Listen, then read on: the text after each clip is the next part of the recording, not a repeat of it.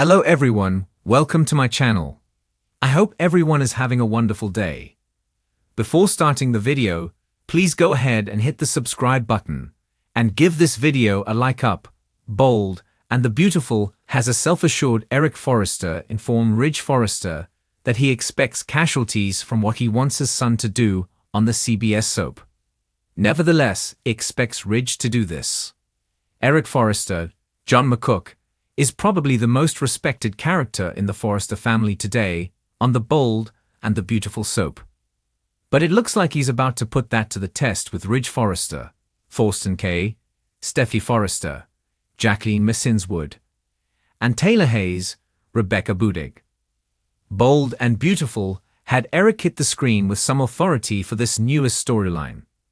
He not only inserted himself back into the company as a driving force, but Eric is also about to clean up his family's mess, starting with Ridge. Bold and the Beautiful has Ridge Forrester in a quandary. He is not sure whether he is upset with Eric Forrester or if he should follow his father's guidance. But even though he seems to lean towards knowing Eric has his best interest at heart, he is not letting on. Ridge fights against what he feels about his future with Brooke Logan, Catherine Kelly Lang. But he likely knows his father is right. Brooke is his destiny.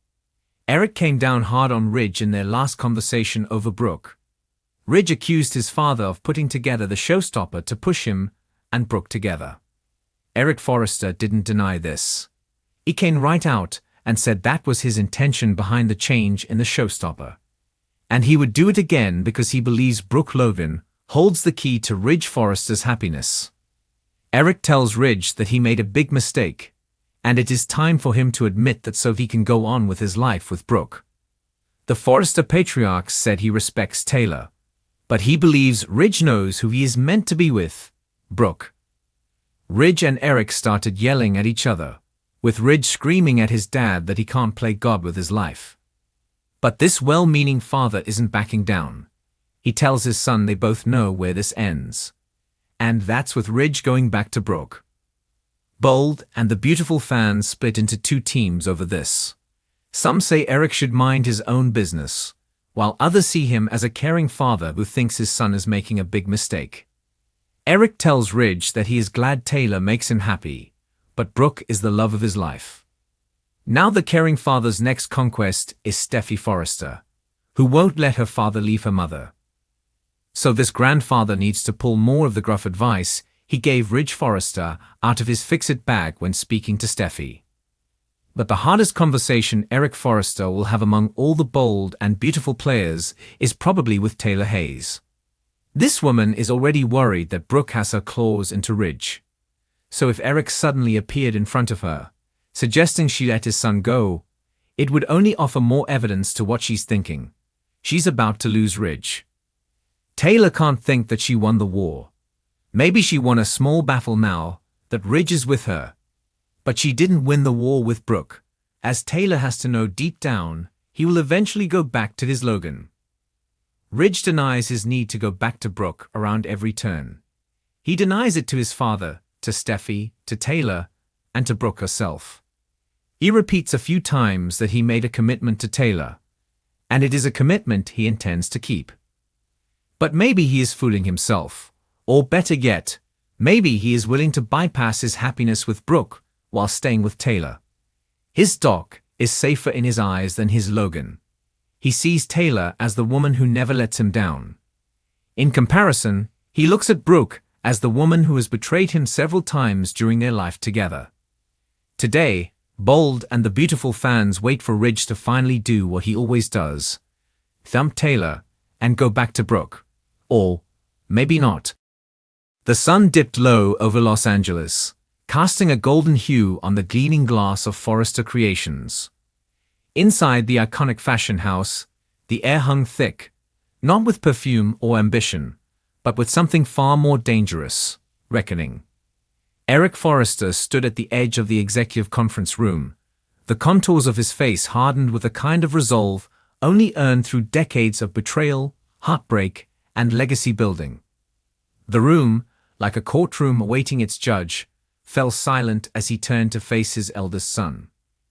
Ridge Forrester, architect of elegance and self-appointed heir to the Forrester throne, didn't flinch. Not visibly, at least. He met his father's gaze, but even he knew this wasn't one of their typical scuffles. This wasn't about fashion lines or board votes. This was about legacy, and the casualties it had left behind. "What line, Dad?"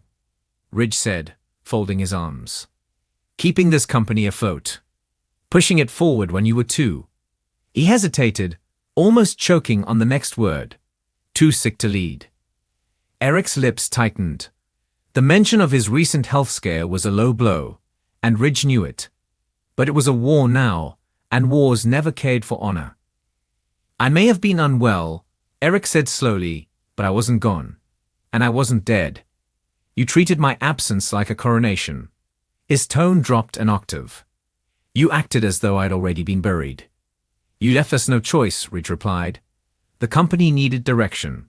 I gave it that. You wanted a legacy runway show. I made it happen. The numbers were record-breaking. That's not betrayal, that's loyalty." In the corner, Donna Logan watched the father-son clash unfold, her heart caught between admiration and dread. She had stood beside Eric through every storm, but this one felt different. This one was a typhoon swirling with unresolved history.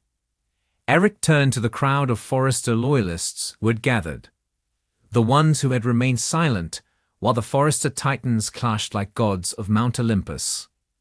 "Casualties," he said, voice rising. "That's what this company has become obsessed with ignoring. Every power move, every takeover, it leaves someone broken, discarded, forgotten. Look around you. Thorns disappeared into the shadows. Brooks' love has been traded like stock options. Even Thomas, he's playing chess with people's hearts just to earn a sliver of affection." Thomas, standing near the back, flinched. He had been accused of many things: manipulator, schemer, even villain. But to hear it from Eric cut deeper than he expected. "I built Forrester on creation, not destruction," Eric continued. "On art, not war. But somewhere along the way, we started sacrificing the soul for strategy." Ridge stepped forward, anger in his eyes. "And what are you saying? That we abandon the future? That we sit and wait for inspiration to strike like it's the 1980s again?" "I'm saying," Eric said, pausing deliberately, "that this is my company, and I am not done yet." The room gasped collectively. It wasn't the words. It was the way he said them. It was a declaration, a rebirth. "I may have stumbled," Eric added, his voice rising with each syllable, "but I am still standing.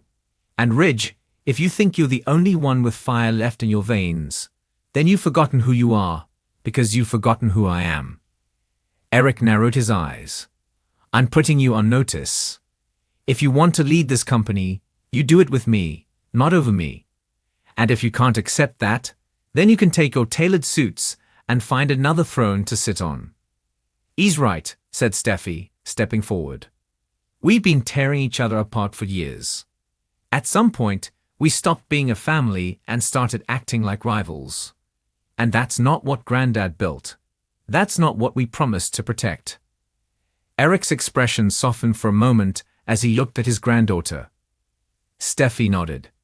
"It's not about who sits in the chair. It's about who remembers why it was built." Ridge glanced at her, then at his father. Somewhere deep in his chest, the weight of pride cracked just a little. The wound between them would take time to heal. Perhaps it never fully would. But as the sun disappeared behind the LA skyline and darkness gave way to glittering city lights, there was a flicker of something fragile in the room. Hope. We can rebuild. We can create without collateral damage. But we start today. Together, or not at all. Because in the world of culture and catwalks, ego might be sewn into every stitch, but legacy? Legacy was the fabric. And Eric Forrester, flawed and formidable, had just reminded them all who the true designer was.